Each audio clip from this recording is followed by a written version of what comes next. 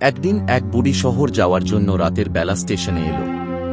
স্টেশনে এসে দেখল পুরো স্টেশনের চারিদিক ফাঁকা, কেউ একজনও নেই।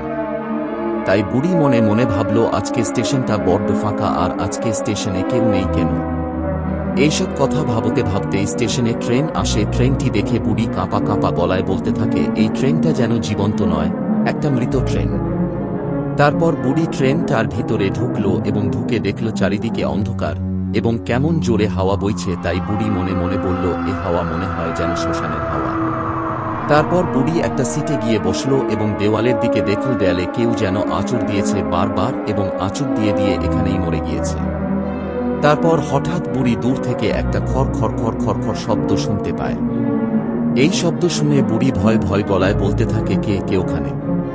হঠাৎ বুড়ির যেই সিটে বসেছিল সেই সিটের নিচ থেকে দুটো হাত বেরিয়ে আসে। এই দেখে বুড়ি চিৎকার করে বলে, না, আমাকে ধরো না, কে আছো, বাঁচাও। তারপর বুড়ি জানালার কাছে হঠাৎ একটা কঙ্কালের মুখ দেখতে পায়। এই মুখ দেখে বুড়ি আতঙ্কে বলে ওঠে, না, এটা আমি না। তারপর বুড়ি হঠাৎ লক্ষ্য করে খালি সিটগুলো হঠাৎ মৃত ব্যক্তিকে ভরে গিয়েছে এবং তারা বলছে, বুড়ি তুই আমাদের সঙ্গে নাম, এখানেই তোকে নামতে হবে। এই শুনে বুড়ি বলে, না, আমি নামবো না, তোরা মানুষ না। তারপর হঠাৎ এক অদ্ভুত আকৃতির মানুষ এসে বলে, টিকিট কোথায়, টিকিট দাও। এবং বুড়ির টিকিট দেখে বলে, মৃত্যু নিশ্চিত। তারপর বুড়ি মৃদু গলায় বলতে থাকে, দরজা খুলে দাও, আমি নামব। বুড়ির এই কথা শুনে ট্রেনটি একটা শ্মশানের মধ্যে দাঁড়িয়ে পড়ে এবং বুড়ি বলতে থাকে, এটা শ্মশান, এই শ্মশানের মধ্যেই আমাকে নামানো হবে বলে হাসতে থাকে।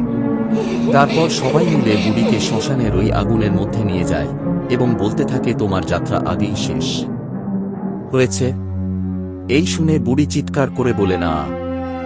আর সব অদৃশ্য আত্মারা একসঙ্গে বলতে থাকে, আমাদের আগুনেই মুক্তি, তাই আগুনে বন্দিত্ব হতে হয় বলে হাসতে থাকে। তারপর বুড়ির আত্মা একজন প্যাসেঞ্জারের কাছে এসে বলতে থাকে, পরের জন তুমি, বলে হাসতে থাকে। এরকম ভয়ঙ্কর ভূতের গল্প দেখতে গেলে চ্যানেলটি সাবস্ক্রাইব এবং লাইক ও ফলো করবেন।